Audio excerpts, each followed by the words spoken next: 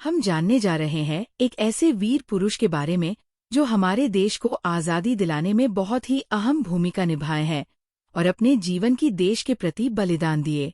भगत सिंह का योगदान न केवल भारतीय स्वतंत्रता संग्राम में अमूल्य है, बल्कि उनकी सोच और आदर्श आज भी प्रासंगिक है। वे हमारे दिलों में हमेशा जीवित रहेंगे और उनके विचार हमें अन्याय के खिलाफ लड़ने की प्रेरणा देते रहेंगे। भगत सिंह भारतीय स्वतंत्रता संग्राम के एक अद्वितीय क्रांतिकारी और प्रेरणादायक व्यक्तित्व थे। उनका नाम आज भी भारतीय इतिहास में साहस, बलिदान और मातृभूमि के प्रति अटूट समर्पण के प्रतीक के रूप में लिया जाता है।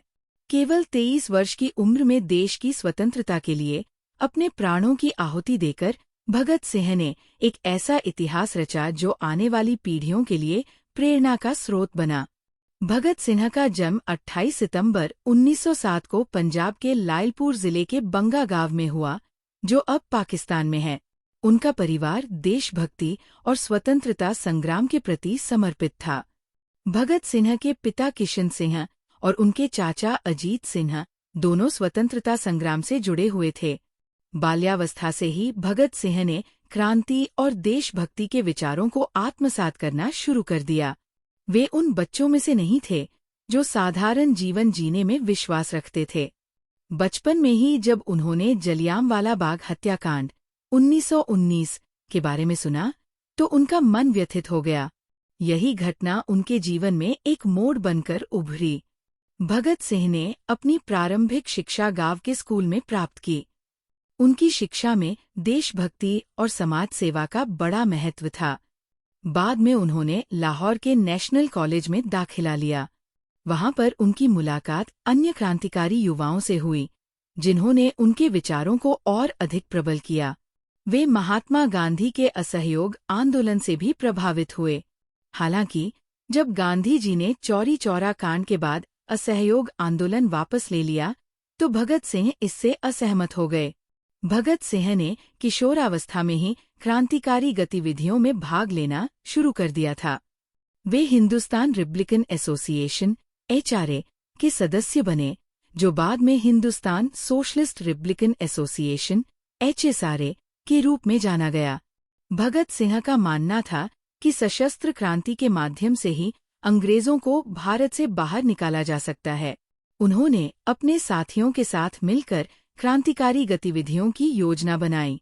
उन्होंने पंजाब की क्रांति नामक एक गुप्त संगठन की स्थापना की और अपने क्रांतिकारी विचारों का प्रचार करना शुरू किया। 1928 में ब्रिटिश सरकार ने साइमन कमीशन को भारत भेजा, जिसमें कोई भी भारतीय सदस्य नहीं था।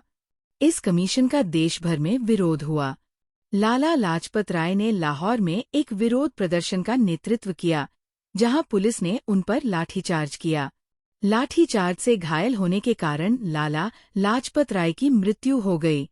इस घटना ने भगत सिंह को गहराई से प्रभावित किया और उन्होंने इसके प्रतिशोध की योजना बनाई।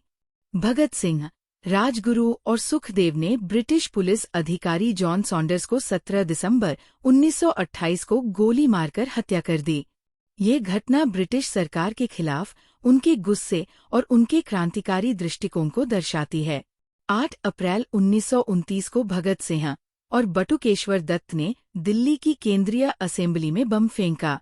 इस घटना का उद्देश्य किसी को चोट पहुंचाना नहीं था, बल्कि ब्रिटिश सरकार को ये संदेश देना था कि भारतीय अब अन्याय सहन नहीं करेंगे। बम फेंकने के बाद उन्होंने इंकलाब जिंदाबाद के नारे लगाए और स्वयं को गिरफ्तार करवा दिया। उनका ये कदम प्रतीकात्मक था, जिसका उद्देश्य अंग्रेजी शासन के खिलाफ जनता को जागरूक करना और क्रांति की भावना को प्रबल करना था। जेल में रहते हुए भगत सिंह ने स्वतंत्रता संग्राम के विचारों का प्रचार किया। उन्होंने ब्रिटिश सरकार के खिलाफ भूख हड़ताल की, जिसमें उनके साथी कैदियों ने भी हिस्सा लिया। उनकी भूख हड़ताल का उद्देश्य कैदियों के साथ होने वाले भेदभाव और अमानवीय व्यवहार के खिलाफ आवाज उठाना था।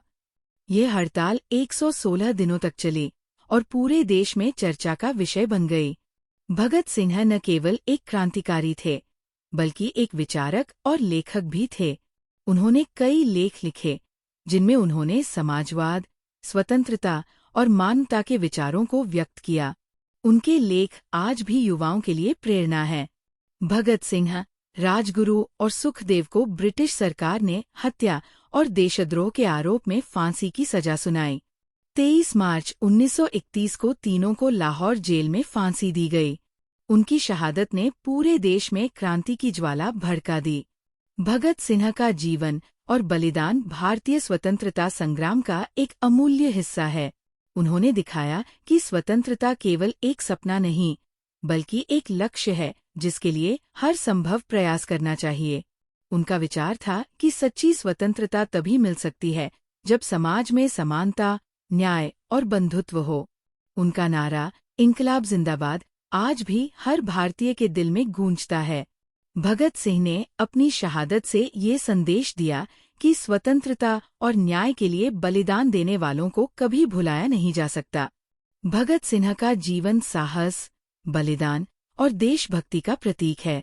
उन्होंने अपने छोटे से जीवन काल में ऐसे कार्य किए जो आने वाली पीढ़ियों के लिए प्रेरणा स्रोत बने। उनकी क्रांतिकारी सोच और उनका बलिदान हमें ये सिखाता है कि किसी भी अन्याय के खिलाफ आवाज उठाना जरूरी है। भगत सिंह का योगदान न केवल भारतीय स्वतंत्रता संग्राम में अमूल्य है, बल्कि उनकी सोच और आदर्श आज भी प्रासंगिक है। वे हमारे दिलों में हमेशा जीवित रहेंगे और उनके विचार हमें अन्याय के खिलाफ लड़ने की प्रेरणा देते रहेंगे।